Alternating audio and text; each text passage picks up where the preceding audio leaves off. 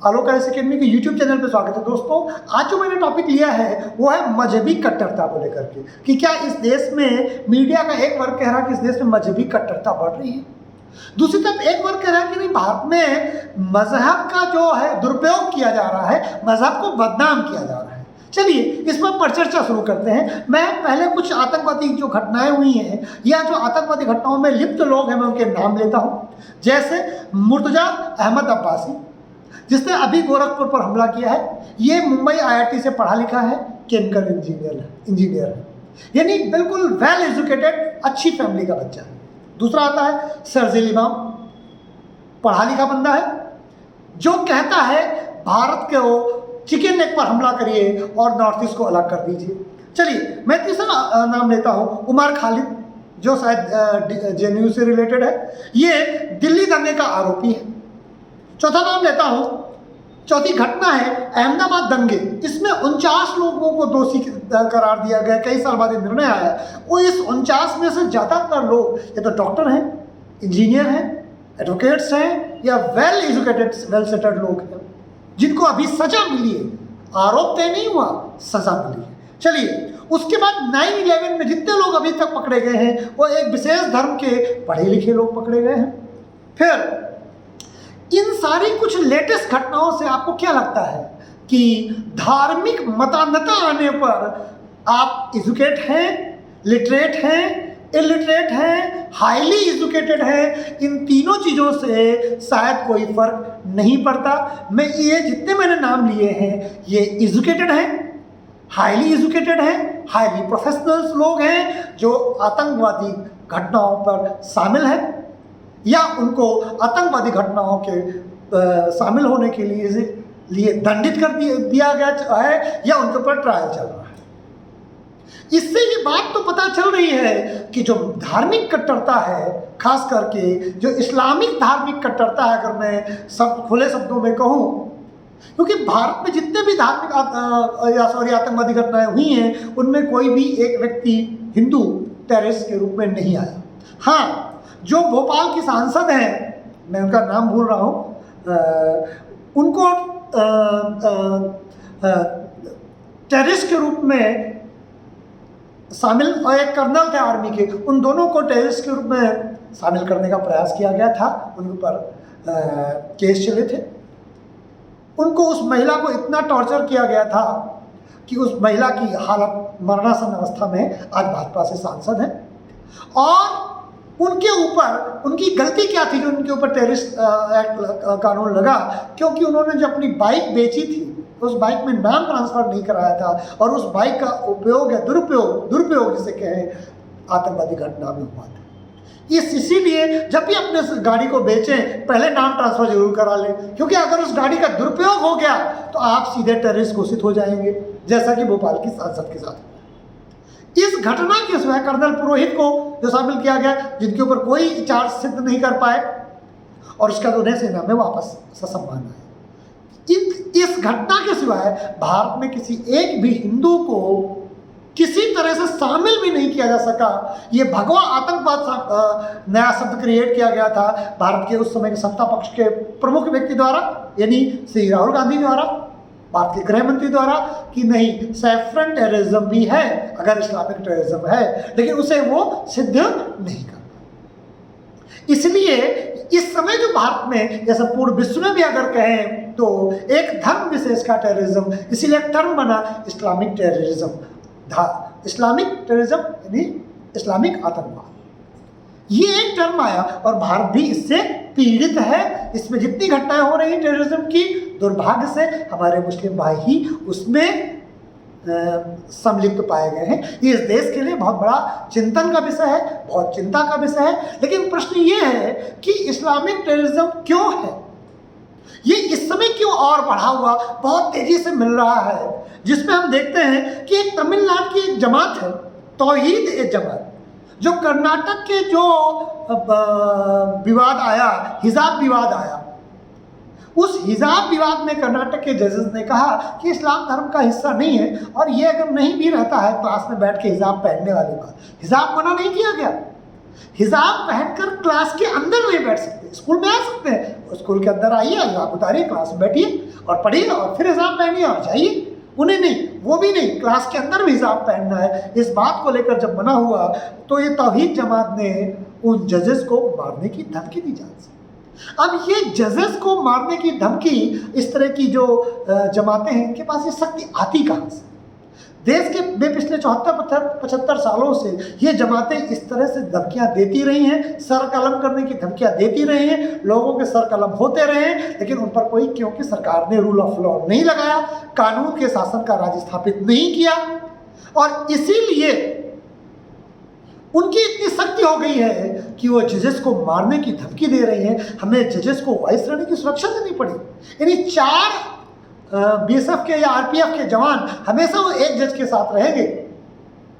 इतनी सुरक्षा के साथ उन जजेस को रखना पड़ रहा है क्योंकि उन्होंने एक निर्णय दिया था। आप समझिए कि धार्मिक कट्टरता का रूप किस रूप में भारत में तेजी से फैल रहा है। अब विवेचना हमें ये करना है कि ये धार्मिक कट्टरता का रूप फैल क्यों रहा है। प्रश्न ये है दोस्तों, जो धार्मिक कट्टरता फैल रही है उसमें कारण है कट्टरपंथियों द्वारा राजनीतिक भिन्नता को स्वीकार न करना। अभी तक भारत में पिछले 2014 के पहले 70-68 सालों में जो भी एक राजनीतिक दल सत्ता पे रहा ज्यादातर शक्ति के रूप में, वो इस्लामिक कट्टरता के आगे झुका रहा, नतमस्तक रहा। साहबानों का केस आप जानते हैं, राजीव गांधी को जो सुप्रीम कोर्ट से केस आया था कि मुस्लिम महिला को अगर कोई तलाक देता है तो उसे गुजारा भत्ता देना पड़ेगा, उस केस को, साहबानों वाले मैटर को, सुप्रीम कोर्ट के निर्णय को इन लोगों ने अपनी कट्टरता के द्वारा सरकार को झुकाया और सरकार को वो निर्णय लेने के लिए बाध्य होना पड़ा कि सुप्रीम कोर्ट के निर्णय को लेजिस्लेशन द्वारा बिल पारित करके कैंसिल किया गया और उस महिला को जो गुजारा भत्ता था 150 रुपये, वो भी देने से भारत सरकार ने मना कर दिया। सुप्रीम कोर्ट के निर्णय के बाद इतनी मजहबी धार्मिक कट्टरता थी, लेकिन वो पहले भी थी, लेकिन वो अपने राजनीतिक नेतृत्व को झुका लेते थे। वो राजनीतिक कट्टरता के आगे लोग झुक जाते थे, सरकारें झुक जाती थी। जो चाहते थे इस्लामिक कट्टरपंथ के लोग वो करवाते थे इस देश में सरकारों द्वारा, इसलिए इतनी कट्टरता हमें दिखाई नहीं देती थी। जो 2014 के बाद एक राष्ट्रवादी विचारधारा की सरकार आती है जो कहती है रूल ऑफ लॉ लगेगा, विधि का शासन होगा, हिंदू के अगर कोई अपराध करता है तो रूल ऑफ लॉ के तहत वो जेल जाएगा, ईसाई कोई अपराध करता है तो रूल ऑफ लॉ के तहत वो जेल जाएगा, बौद्ध कोई अपराध करता है, जैन कोई अपराध करता है, पारसी कोई अपराध करता है और मुसलमान भी कोई अपराध करता है तो वो जेल जाएगा। अभी तक परंपरा ये थी कि जवाहरलाल नेहरू जी के समय से शुरू गई थी ये परंपरा कि अगर कोई अपराधी है, एक पर्टिकुलर धर्म का है, तो दूसरे धर्म के लोगों को भी, अगर कोई मुस्लिम 5 अपराधी पकड़े गए हैं तो 5 हिंदुओं को भी पहले पकड़ो, बराबर को संतुलन रखो, भले अपराध केवल और केवल मुसलमानों ने किया। ऐसा कभी नहीं हुआ कि 5 हिंदू पकड़े गए हो तो उसको संतुलन बनाने के लिए 5 मुसलमान भी पकड़े गए हो, ऐसा नहीं हुआ। लेकिन उल्टा जरूर हुआ जो मैंने अभी पहले बताया। तो जब अपराधी का धर्म देखा जाता उसकी गिरफ्तारी पे, सरकारें कहती कि अगर एक धर्म के लोग गिरफ्तार किया तो दूसरे धर्म के लोग गिरफ्तार करो, बातें भले वो छूट जाए, लेकिन कट्टरपंथ लोगों को लगना चाहिए कि संतुलन बना रहा है। अब जब 2014 के बाद एक ऐसा राजनीतिक क्रम आया इस देश में, जो राष्ट्रीय सरकार है जो रूल ऑफ लॉ लगाना चाहती, धर्म के आधार पर किसी के साथ भेद नहीं करना चाहती, लेकिन धर्म के आधार पर किसी को विशेषाधिकार भी देना वो नहीं चाहते। ऐसी स्थिति में क्या किया? ऐसी स्थिति में ये कट्टरपंथी लोग अब और ज्यादा कट्टर हो रहे हैं। वो कह रहे हैं अगर राजनीतिक तंत्र को अपना के हम नहीं झुका सकते तो हम हिंसा के बल पर, डर के बल पर, भय का माहौल पैदा करके हम इस देश के लोगों को, इस देश की सरकार को, इस देश के प्रशासन को हम चुनौती देंगे। जो भी हमारी बात नहीं मानेगा, हमारे साथ जो मत भिन्नता रखेगा, हम उसकी हत्या कर देंगे। चाहे कमलेश तिवारी का मैटर हो या अभी एक जो बाबर अली का मैटर हो। बाबर की इसलिए हत्या कर दी गई कि वो भाजपा का समर्थक था और भाजपा के जीतने पर वो मिठाई बांट रहा था फोन। अभी आज के पेपर में एक, मैं उनका नाम भूल गया हूँ, वो वैद्य है, आयुर्वेदिक डॉक्टर है, मुस्लिम है, उन्होंने फूल वर्षा कर दी हिंदू धर्म की यात्रा पे, तो उनका बायकॉट हो गया, मस्जिद में जाना मना हो गया, 1 लाख के इनाम पर्चा लिखा गया, एक मुस्लिम पर्चा बांट रहा था अपने ही मुस्लिम भाई के मर्डर करने के लिए कि इस व्यक्ति की अगर कोई हत्या कर देगा तो उसे 1 लाख रुपए इनाम दिया जाए। उसके ऊपर FIR हुआ, कानून अपना कार्य करेगा। लेकिन अगर 75 सालों से ये काम पहले से हो रहा होता तो ये जो है इस्लाम धर्म के अंदर जो मॉडर्न मुस्लिम है, जो राष्ट्रवादी मुसलमान है, उन्हें कट्टर मुसलमान के द्वारा मारने का पर्चा, यानी जब कट्टरता है तो वो ये नहीं देखती है कि हिंदू है कि मुसलमान। कट्टर मुस्लिम, कट्टर हिंदू का तो विरोधी है, वो फ्लेक्सिबल मुसलमान का भी विरोधी है।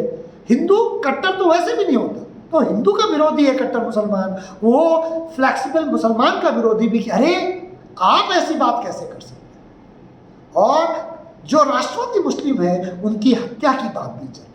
यानी इस्लामिक टेररिज्म केवल हिंदुओं के लिए खतरनाक नहीं है, हमारे उन मुसलमान भाइयों के लिए भी खतरनाक है जो राष्ट्र के विकास की धारा में चलना चाहते हैं, जो राष्ट्र के साथ चलना चाहते हैं।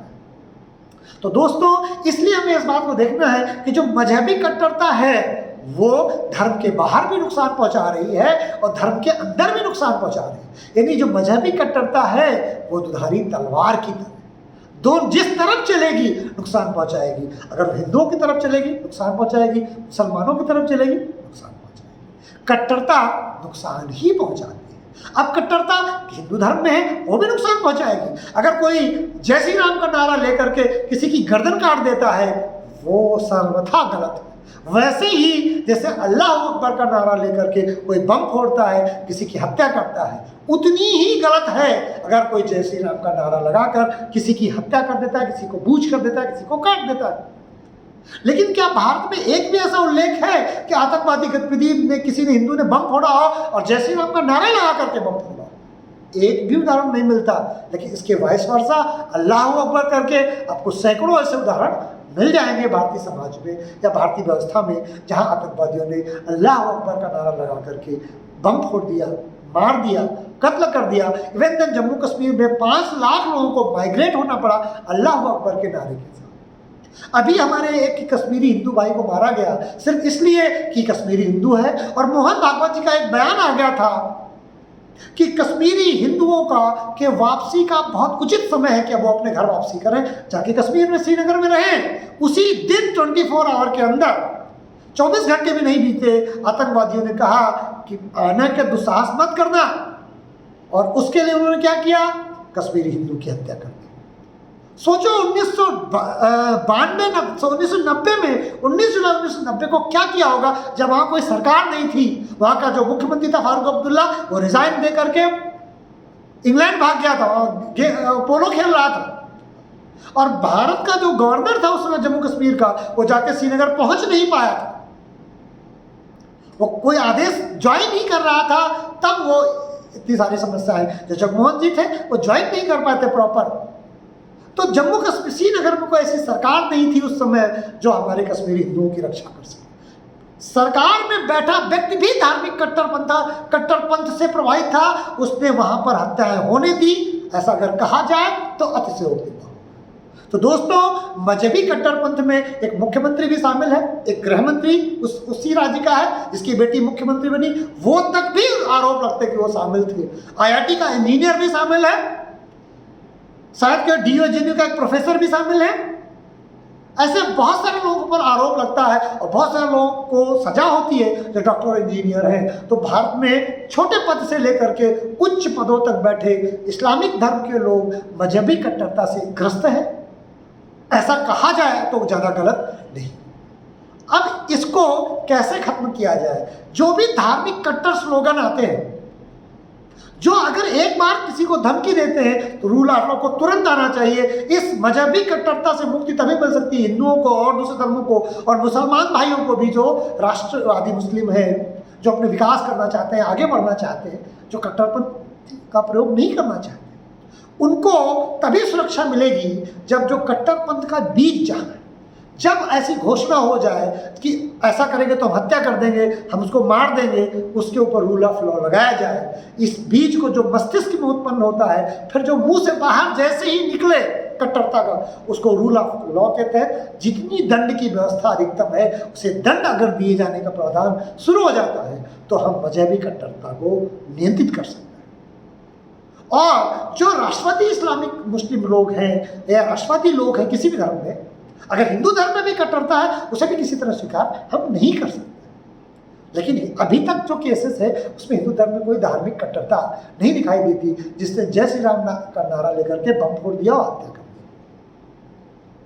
और अगर है तो उसके ऊपर रोल ऑफ लॉ लगाया जाना चाहिए कहीं पर भी। अगर तो दोस्तों, आज मैंने बताया कि भारत कैसे मजहबी कट्टरता से लड़ रहा है और इस बार भारत एक राष्ट्र के रूप में उसे विजित होना है।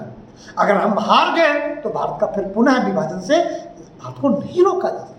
और हम जानते हैं कि हमारे 16 कॉन्स्टिट्यूशन में क्या है, हम भारत की एकता और अखंडता की रक्षा करेंगे। इसलिए इस बार अब मजहबी कट्टरता को हराना पड़ेगा। हमने मजहबी कट्टरता से जब हारे तो भारत के 3 टुकड़े हुए, पाकिस्तान, बांग्लादेश और भारत। इस बार हारेंगे तो फिर टुकड़े होंगे। इसलिए इस बार एज ए नेशन हम हार नहीं सकते, मजहबी कट्टरता को हराना पड़ेगा। हम सब मिलकर के कट्टरता के जिस जगह पर है, कट्टरता का विरोध करने के लिए बम उठाने की जरूरत नहीं है, बंदूक उठाने की जरूरत नहीं है। हम उस मत के माध्यम से समर्थन करें। जो बम और बंदूक उठाएगा उसके लिए सरकार है, वो अपना काम कर रही है। हम सिर्फ धार्मिक कट्टरता का एक वैचारिक आधार पर विरोध तो कर ही सकते हैं। दोस्तों, उम्मीद है कि जो मैंने बात आपको बताने का प्रयास किया ये आपको समझ में अवश्य आई होगी। अगर आपको ये चैनल पसंद आया है, यहाँ तक आपने वीडियो देखा है, तो प्लीज़ इस चैनल को लाइक करें, सब्सक्राइब करें, शेयर करें, जिससे मेरा सामाजिक परिवार धीरे धीरे जो बड़ा हो रहा है और बड़ा हो और हम सब लोग मिल करके एक राष्ट्रीय चरित्र के चिंतन पर चर्चा जारी रखें और हम सब लोग एक ज्ञान की धारा पर आगे बढ़ाते रहें। दोस्तों, आज की परिचर्चा हम यही समाप्त करते हैं। नमस्कार, जय हिंद, जय भारत।